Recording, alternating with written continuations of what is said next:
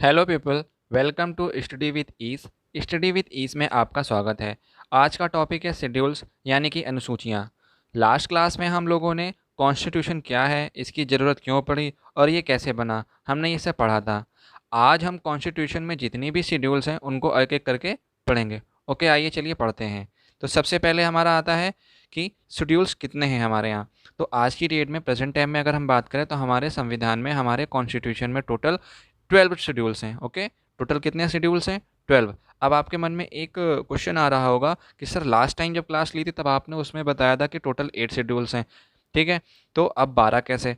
तो last time जो मैंने बताया था, आपको बताया था ओरिजिनल कॉन्स्टिट्यूशन में 8 शेड्यूल्स थे, बट समय जैसे जैसे बीतता गया कॉन्स्टिट्यूशन में कुछ चेंजमेंट किए गए और उन्हीं चेंजमेंट के अकॉर्डिंग हमारे कॉन्स्टिट्यूशन में 4 शेड्यूल्स और ऐड किए गए।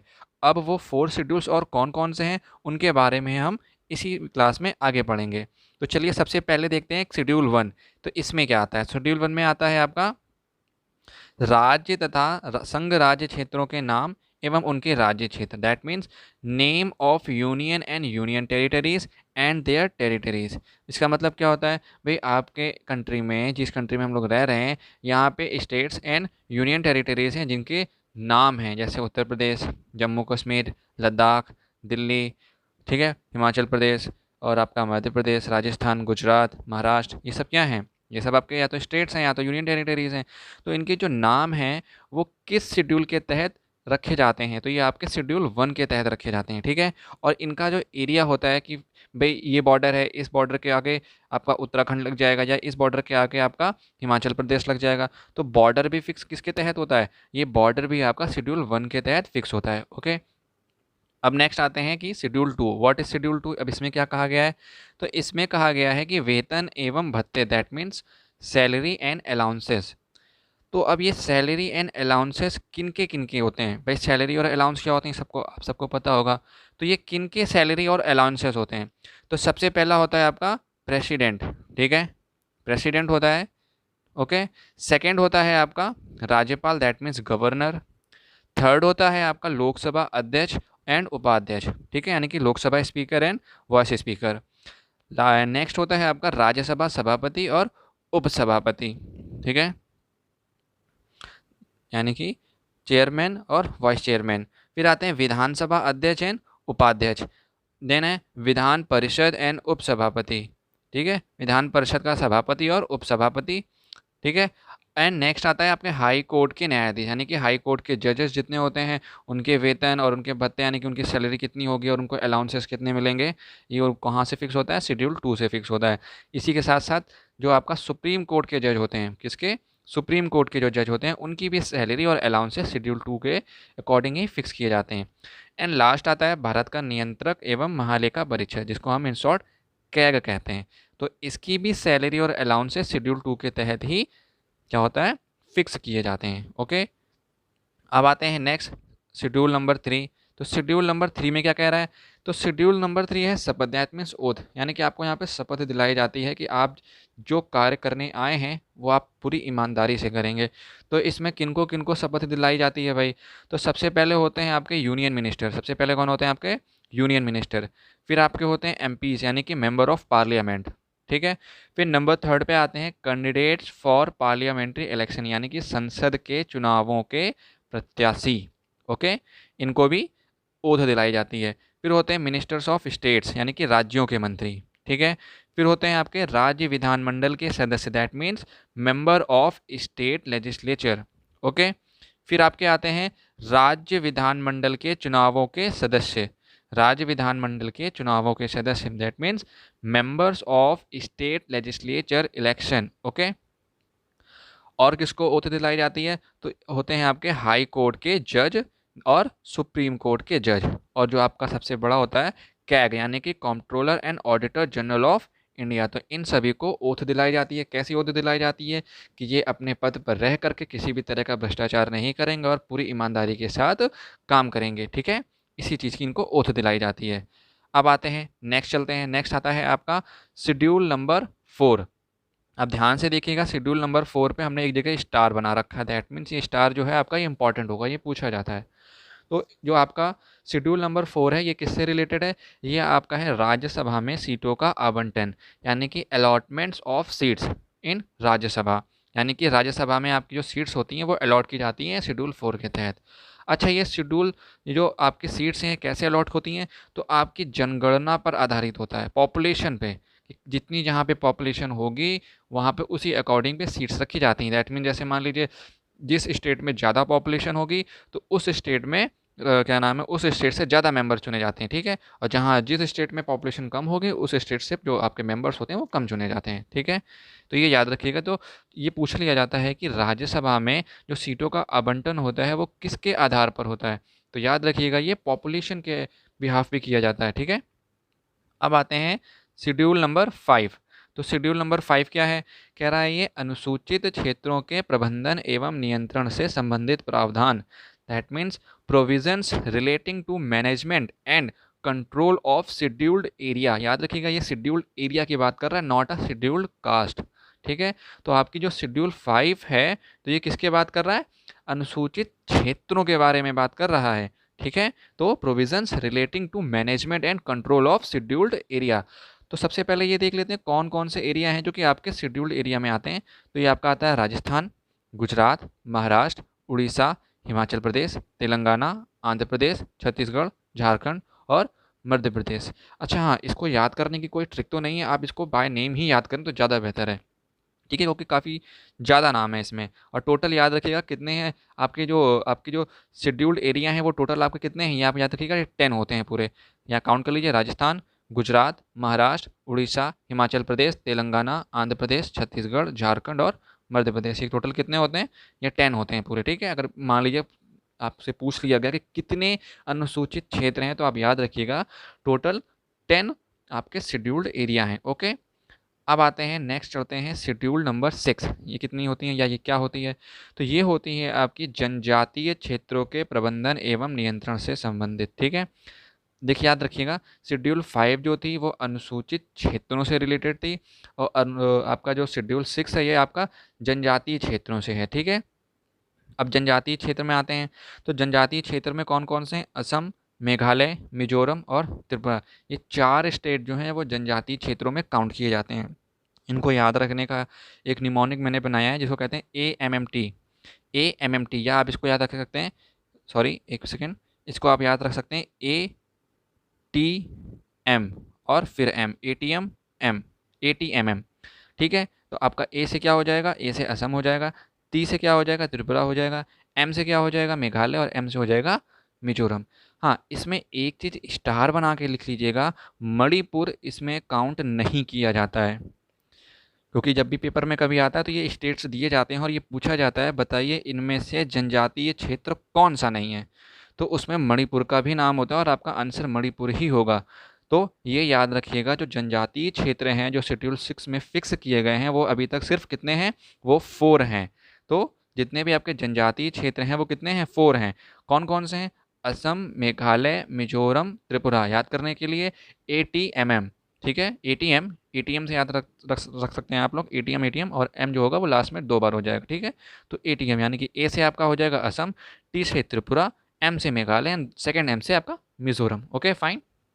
चलिए आगे बढ़ते हैं नेक्स्ट शेड्यूल। तो schedule number 7, what is schedule number 7? तो शेड्यूल नंबर 7 कहता है 3 लिस्ट ऑफ पावर, यानी कि पावर्स यानी कि जो पावर्स हैं आपके कंट्री में, यानी कि तो कॉन्स्टिट्यूशन ने जो पावर्स हैं कुछ उनको बांटा हुआ है, ठीक है, किसमें? 3 लिस्ट में, शेड्यूल 7 में दिया हुआ है। तो यानी कि शक्तियों की 3 सूचियाँ। अब ये कौन कौन सी लिस्ट हैं? तो सबसे पहले है आपकी यूनियन लिस्ट, सेकंड है आपकी स्टेट लिस्ट एंड थर्ड है आपका कॉन्करेंट लिस्ट। यानी कि यूनियन लिस्ट दैट मीन्स संघ सूची, यानी कि जिसको हम सेंट्रल में कह सकते हैं। स्टेट लिस्ट यानी कि राज्य सूची, यानी कि जो स्टेट लेवल पे जो काम करने होते हैं। और कॉन्करेंट लिस्ट होती है यानी कि समवर्ती सूची, जिसपे आपका सेंट्रल और स्टेट दोनों मिल करके काम कर सकता है, यानी कि कोई भी काम कर सकता है। अच्छा, इनमें सब्जेक्ट कितने कितने हैं, यानी कि आप ये कह सकते हैं कौन कौन से या कितने टॉपिक हैं? तो यूनियन लिस्ट में आपके 98 सब्जेक्ट्स या आप 98 टॉपिक्स कह सकते हैं, ये फिक्स होते हैं, इसको याद रखिएगा आप, ठीक है। 98 ये आप याद रखिएगा। तो यूनियन लिस्ट में आपके 98 सब्जेक्ट्स हैं, स्टेट लिस्ट में आपके 59 सब्जेक्ट्स हैं, और कॉन्करेंट लिस्ट में आपके 52 सब्जेक्ट्स हैं। अब चलिए इनको एक एक करके समझ लेते हैं ये होते क्या हैं। भाई यूनियन लिस्ट है तो ये ऐसे प्रोजेक्ट होते हैं या ऐसे सब्जेक्ट होते हैं जिन पर सिर्फ और सिर्फ यूनियन यानी कि आपका जो सेंट्रल होता है वही इस पे काम करता है। जैसे आपका रेलवे, तो रेलवे आपका किसके अंडर में आता है? ये आपके आता है सेंट्रल के अंडर में, ठीक है। आपका सीबीआई ये किसके अंडर में आता है? ये आपके आते हैं सेंट्रल के अंडर में। आपके आईएएस, आपके आईपीएस ये किसके अंडर में आते हैं? ये आपके आते हैं सेंट्रल के अंडर में, ठीक है। अब राज्य सूची में आते हैं यानी कि स्टेट लिस्ट, तो आपकी जो पुलिस होती है ये आपके किसके अंडर में आती है? ये आपके स्टेट लिस्ट में आती है, ठीक है, याद रखिएगा। तो यही सारे वर्क होते हैं जो उनको अलग अलग डिफाइन किए जाते हैं। तो यूनियन लिस्ट में या सब्जेक्ट याद रखिएगा कितने हैं। यूनियन लिस्ट में आपके 98 सब्जेक्ट्स हैं, स्टेट लिस्ट में आपके 59 हैं, एंड आपके कॉन्करेंट लिस्ट में 52 सब्जेक्ट्स हैं। ओके, अच्छा, अब ये पूछा जा सकता है कि ये जो लिस्ट हैं, जो इनके वर्क हैं, तो इसमें संशोधन कैसे, इसमें चेंजमेंट कैसे होता है? तो आपका आर्टिकल 368 होता है जिसके अकॉर्डिंग यानी कि जिसका यूज़ करके इसमें संशोधन किया जाता है। यानी कि चेंजमेंट हो सकता है कि मान लीजिए राज्य सूची में या स्टेट लिस्ट में कोई एक ऐसा वर्क है जो आपको यूनियन लिस्ट के थ्रू कराना है यानी कि सेंट्रल करना चाहता है, तो वो पहले कॉन्स्टिट्यूशन में आर्टिकल 368 के अकॉर्डिंग पहले वो चेंजमेंट करेगा।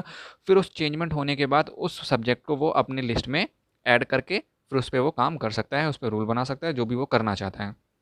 ठीक है, समझ में आया? तो याद रखिएगा कि जो पावर ऑफ लिस्ट हैं उसमें जो चेंजमेंट होता है वो आपका आर्टिकल 368 के अकॉर्डिंग किया जाता है। ओके फाइन, चलिए आगे बढ़ते हैं। अब आते हैं आपके शेड्यूल 8, ठीक है, जो आपका ओरिजिनल कॉन्स्टिट्यूशन में दिया हुआ था। ये क्या है, इसमें क्या दिया हुआ है? तो इसमें आपका लैंग्वेज दिया हुआ है कि हम अपने इंडिया में रह करके कौन कौन सी लैंग्वेज बोल सकते हैं। तो प्रेजेंट टाइम में देखा जाए तो हमारी टोटल लैंग्वेजेस कितनी हैं जो हम लोग बोलते हैं, जो कि जिनको शेड्यूल में रखा गया है, शेड्यूल 8 में यानी कॉन्स्टिट्यूशन में जिनको स्थान मिला है, तो 22 लैंग्वेजेस हैं, ठीक है। तो अब एक क्वेश्चन ये आता है कि 22 लैंग्वेजेस आज की डेट में है ना, प्रेजेंट टाइम में 22 है, तो मूल संविधान दैट मीन्स ओरिजिनल कॉन्स्टिट्यूशन में हमारी लैंग्वेजेस कितनी थी? तो ओरिजिनल यानी कि मूल संविधान में हमारी 14 लैंग्वेजेस थी, ठीक है। हमारे मूल संविधान यानी कि ओरिजिनल कॉन्स्टिट्यूशन में कितनी लैंग्वेजेस थी? 14। तो याद रखिएगा प्रेजेंट में 22 है और ओरिजिनल कॉन्स्टिट्यूशन में कितनी थी? 14। मेन क्वेश्चन इनसे नहीं आता है, मेन क्वेश्चन उनसे आता है जो आगे दिया हुआ है कि कौन कौन सी कब ऐड हुई हैं। तो इनको बहुत ध्यान से हमें याद करना है, ठीक है, इनको याद करना है लिटरली, ठीक है। तो सबसे पहली जो लैंग्वेज ऐड करी गई थी वो थी सिंधी। सबसे पहली लैंग्वेज कौन सी यूज़ ऐड करी गई थी? इसमें सिंधी यूज़ करी गई थी, यानी कि सिंधी ऐड करी गई थी। ये कब ऐड करी गई थी? तो 21st कॉन्स्टिट्यूशनल अमेंडमेंट एक्ट 1967। इसको याद रखिएगा, यही पूछा जाता है कि किस अमेंडमेंट के थ्रू इसको ऐड किया गया था। तो 21st कॉन्स्टिट्यूशनल अमेंडमेंट एक्ट 1967 के तहत सिंधी लैंग्वेज को हमारे शेड्यूल 8 में ऐड किया गया था, ठीक है। फिर नेक्स्ट आते हैं, नेक्स्ट आप देखेंगे आपका आता है कोंकणी, मणिपुरी और नेपाली। कौन कौन सा? कोंकणी, मणिपुरी और नेपाली, इन 3 लैंग्वेजेस को ऐड किया गया था। तो ये कब किया गया था? 71st कॉन्स्टिट्यूशनल अमेंडमेंट एक्ट 1992, ठीक है। पहला जो हुआ था वो 21st कॉन्स्टिट्यूशनल अमेंडमेंट एक्ट था 1967 का, फिर हुआ 71 में, ठीक है। पहला कब हुआ था? 21st कॉन्स्टिट्यूशनल अमेंडमेंट था, सेकंड कौन सा था? 71st, 21st और 71st, ठीक है, इसको याद रखिएगा। जिसके तहत पहले जो हुआ था उसमें एक ही लैंग्वेज थी सिंधी, और जो बाद में हुआ उसमें 3 लैंग्वेजेस थी। कौन कौन सी? कोंकणी, मणिपुरी और नेपाली। इसको याद करने के लिए आप एक निमोनिक बना सकते हैं, जैसे MNK, ठीक है। M से आपका क्या हो जाएगा? मणिपुरी, N से हो जाएगा आपका नेपाली और K से हो जाएगा कोंकणी, ठीक है। MNK, ओके, MNK आप इसको याद रखिएगा, 2-3 बार बोलेगा आपको याद रहेगा कि MNK, ठीक है। तो आप इसको ऐसे याद कर सकते हैं। फिर आते हैं नेक्स्ट, ये तो हो गई अभी 3 और 4, कितनी? 3 and 1 4, 4 और आपके 14 थी, तो कितनी हो गई? 18, आपकी बची 4 और। तो अब आते हैं आगे की लैंग्वेजेस कौन कौन सी थी। फिर जो सबसे लास्ट में आपका जो ऐड हुई हैं वो हुई हैं 2003 में ऐड हुई हैं। कौन सा वो अमेंडमेंट था? वो था 92nd कॉन्स्टिट्यूशनल अमेंडमेंट एक्ट 2003, ठीक है। 92nd कॉन्स्टिट्यूशनल अमेंडमेंट 2003, इसमें ऐड की गई थी कौन कौन सी लैंग्वेज? संथाली, मैथिली, बोडो और डोगरी। तो संथाली, मैथिली, बोडो और डोगरी, ये 4 लैंग्वेजेस लास्ट में ऐड करी गई थी। और इनको याद करने का सबसे अच्छा तरीका है DBMS। वैसे DBMS एक कंप्यूटर प्रोग्रामिंग निमोनिक है। जैसे आपका अगर याद हो, आप किसी ने कंप्यूटर पढ़ी हो, तो DBMS का फुल फॉर्म होता है डाटाबेस मैनेजमेंट सिस्टम। बट इसका यूज़ हम आज यहाँ करेंगे किसको याद करने के लिए, लैंग्वेजेस को। डी से आपका हो जाएगा डोगरी, बी से हो जाएगा आपका बोडो, एम से हो जाएगा मैथिली और एस से हो जाएगा आपका संथाली। DBMS कितना सिंपल है। DBMS अगर आप याद रखेंगे, आप लैंग्वेजेस भूल भी जाते हैं तो आप DBMS याद रखिएगा। इसके ऊपर के लिए MNK याद रखिएगा तो आपको याद रहेगा। पहली सिंधी थी, ठीक है। और इनका अमेंडमेंट कौन सा था, कौन से नंबर का था, तो पहले हुआ था 21वें नंबर का यानी कि 21st, ठीक है। फिर आपका हुआ था 71st, फिर लास्ट में थर्ड जो हुआ था वो 92nd हुआ था, ठीक है। अब ये जो 8 शेड्यूल्स थी वो आपके कॉन्स्टिट्यूशन, ओरिजिनल कॉन्स्टिट्यूशन में दी हुई थी। अब आते हैं शेड्यूल 9, तो ये कब और कैसे ऐड किया गया और इसमें क्या दिया हुआ है इसके बारे में पढ़ेंगे, ठीक है। तो आते हैं शेड्यूल 9 में, क्या है इसमें। इसमें भूमि सुधार व लोक कल्याण से संबंधित प्रावधान है इसमें, ठीक है, यानी कि related to land reforms and public welfare के बारे में इसमें बताया गया है। बस इतना ही पूछता है, ये पूछ लेता है कि इसको कब ऐड किया गया था।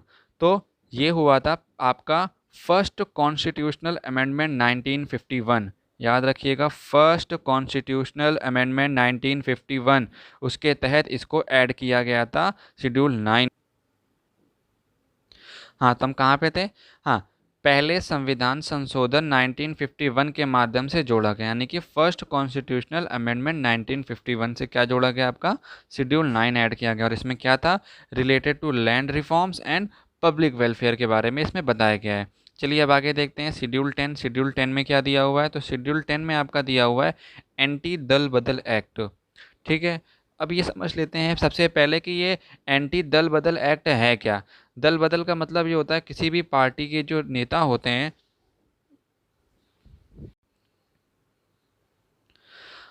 दल बदल विरोधी कानून यानी कि एंटी दल बदल एक्ट। तो ये क्या होता है दल बदल एक्ट, हम इससे ये समझ सकते हैं, जो हमारे अगर आप देखें देश में तो कुछ पार्टियां हैं, जैसे आपकी कांग्रेस हो गई और आपकी दो और एक हो गई आपकी बीजेपी। तो पहले क्या होता था कि जैसे मान लीजिए कांग्रेस क्या थी, कांग्रेस पार्टी सत्ता में है, तो जो नेता उसके अपोजिशन में होते थे वो क्या करते थे, अपनी पार्टी छोड़ करके जो पार्टी सत्ता में होती थी उसको ज्वाइन कर लेते थे। तो ऐसे ना हर पार्टी में बड़ी दिक्कत होती थी कि जहाँ मान लीजिए आज ये पार्टी जीत रही है तो आज इसमें चले गए, कल वो पार्टी जीत रही है तो कल उसमें चले गए। तो इससे जो नेता थे, नेता इधर उधर जाते रहते थे। तो इसी को देखते हुए ये ना हो सके, एक एक्ट बनाया गया जिसको कहा गया एंटी दल बदल एक्ट। और ये कब बना था, ये बना था 52nd कॉन्स्टिट्यूशनल अमेंडमेंट एक्ट 1985, ठीक है। ये कब बना था आपका, ये बना था आपका 52nd कॉन्स्टिट्यूशनल अमेंडमेंट एक्ट 1985 के तहत ये बना था और इसको जोड़ा गया था और इसको शेड्यूल 10 में रखा गया, ठीक है, याद रहेगा ये। अब आते हैं नेक्स्ट शेड्यूल 11 में। तो व्हाट इज शेड्यूल 11, चलिए इसको देखते हैं। तो शेड्यूल 11 में है आपका पंचायती राज, ठीक है। शेड्यूल 11 में आपका क्या दिया हुआ है, पंचायती राज दिया हुआ है। अब ये पंचायती राज कैसे ऐड हुआ था, तो इसको जोड़ा गया था 73rd कॉन्स्टिट्यूशनल अमेंडमेंट एक्ट 1992। और ये याद रखिएगा, जितने भी स्टार बने हुए हैं ये इंपॉर्टेंट हैं, इनको याद जरूर रखिएगा क्योंकि ये पूछे जाते हैं कि आपके कॉन्स्टिट्यूशन में पंचायती राज को किस अमेंडमेंट के थ्रू ऐड किया गया था या फिर किस ईयर ऐड किया गया था। तो अमेंडमेंट आपका था 73rd और आपका ईयर था 1992, ठीक है, ये याद रहेगा। अब आते हैं इसमें सब्जेक्ट कितने हैं, तो पंचायती राज में आपके 29 सब्जेक्ट्स हैं, ठीक है। अब याद रखिएगा आपके पंचायती राज में कितने सब्जेक्ट्स हैं, 29 सब्जेक्ट्स हैं आपके पंचायती राज में, ओके। तो फिर से देख लेते हैं, ठीक है, फिर से देख लेते हैं कि शेड्यूल 11 में क्या है आपका। शेड्यूल 11 में है आपका पंचायती राज और ये कैसे ऐड हुआ था, ये हुआ था आपके 73rd, ठीक है, कॉन्स्टिट्यूशनल अमेंडमेंट एक्ट 1992, ठीक है। और इसमें कितने सब्जेक्ट हैं टोटल, तो इसमें 29 सब्जेक्ट्स हैं, ठीक है।